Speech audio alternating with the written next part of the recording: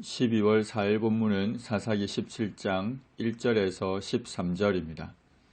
사사기 16장까지는 대략적인 연대기 순서를 따라 기록되었습니다.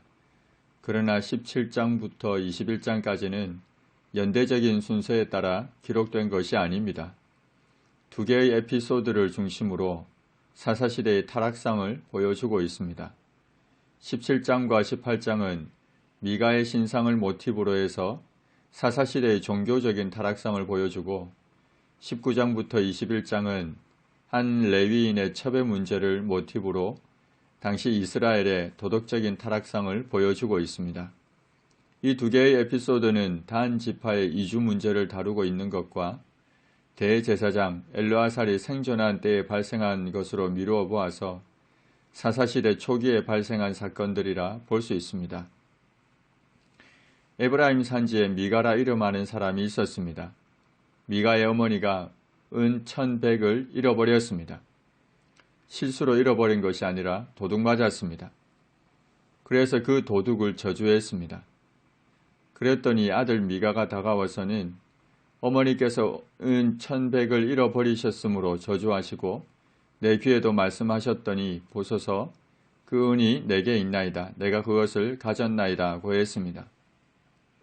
어머니의 돈을 훔친 미가는 어머니의 저주를 피하려고 자신이 그 돈을 취했다고 하면서 훔친 돈을 어머니에게 되돌려 주었습니다.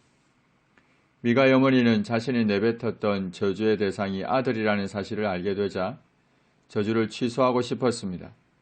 그래서 축복의 말을 합니다. 내 아들이 여호와께 복받기를 원하노라.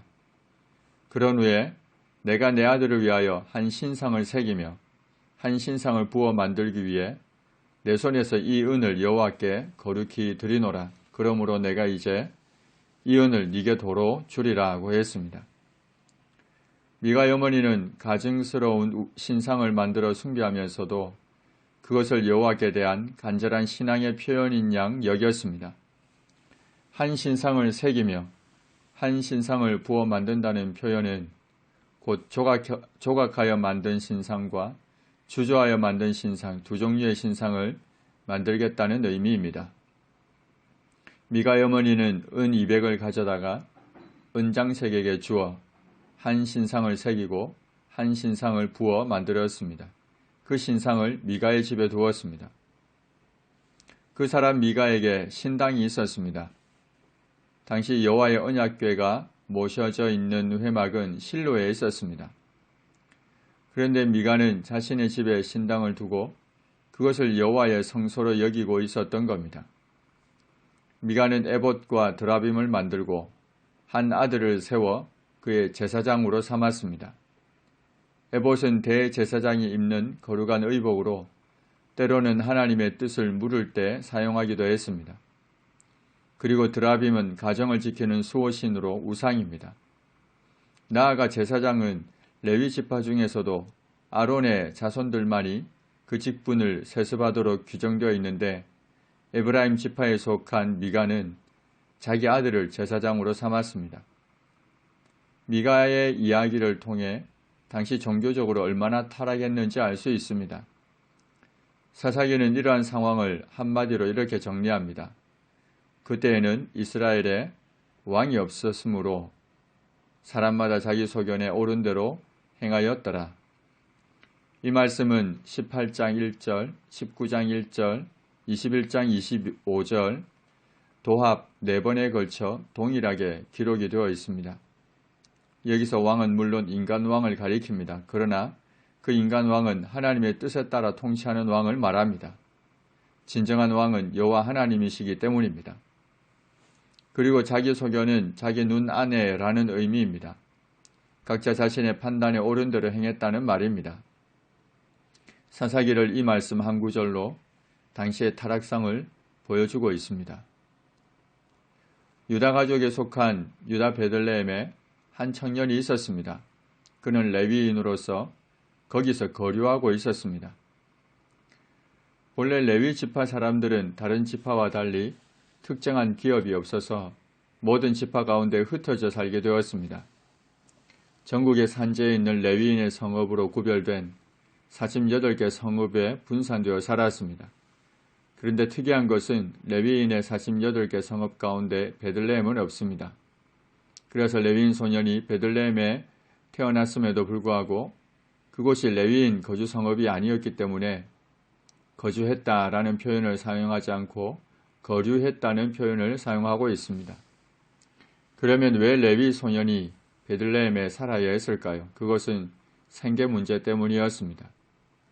이스라엘 백성들은 소득의 10분의 1을 레위인들에게 돌려서 그들의 생계를 책임져야 했는데 그 의무를 태만히 하자 생계에 어려움이 생겨서 그의 가족이 거주지를 옮긴 것으로 보입니다. 이 사람이 다시 거주할 곳을 찾습니다. 역시 생계 문제 때문입니다. 유다 베들레헴을 떠나가다가 에브라임 산지로 가서 미가의 집에 이르렀습니다. 미가가 그에게 묻기를 너는 어디서부터 오느냐고 하자 그가 말하기를 나는 유다 베들레헴의 레위인으로서 거류할 곳을 찾으러 가노라고 했습니다. 이 사람이 레위인이라는 사실을 알게 되자 미가는 다시 그에게 네가 나와 함께 거주하며 나를 위하여 아버지와 제사장이 되라. 내가 해마다 은 10과 의복 1벌과 먹을 것을 주리라고 했습니다. 너에게 사례도 주고 너의 생계도 책임져 줄 테니 나를 위한 제사장이 되라고 했습니다. 오갈 데 없는 레위인을 자신의 개인 제사장으로 채용해서 자신의 종교적 욕망을 채우려고 했습니다. 그러자 그 레위인이 들어갔습니다. 수락했습니다. 그 레위인이 그 사람과 함께 거주하기를 만족하게 생각했습니다. 그 이유는 그 청년이 미가의 아들 중 하나같이 되었기 때문입니다. 미가의 아들 중 하나같이 되었다는 말은 생계 문제가 해결되었다는 의미이고 나아가 더 이상 옮겨 다녀야 하는 거류민으로 사는 것이 아니라 그곳에 거주하며 살게 되었다는 의미입니다. 생계 문제에만 급급해서 아론 계열의 자손만이 수행할 수 있는 제사장직을 자기 임의대로 수락하고 하나님도 아닌 거짓 우상을 섬기기로 한 레위인의 결정은 분명 잘못된 것입니다. 미가는 그 레위인을 거룩하게 구별했고 그 청년은 미가의 제사장이 되어 그 집에 있었습니다. 이에 미가가 이르되 레위인이 내 제사장이 되었으니 이제 여호와께서 내게 복 주실 줄을 아노라 하며 만족히 여겼습니다.